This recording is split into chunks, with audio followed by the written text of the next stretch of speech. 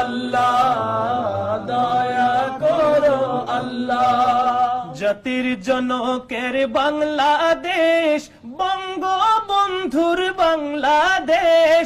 জাতির জনকের বাংলাদেশ, বঙ্গবন্ধুর বাংলাদেশ।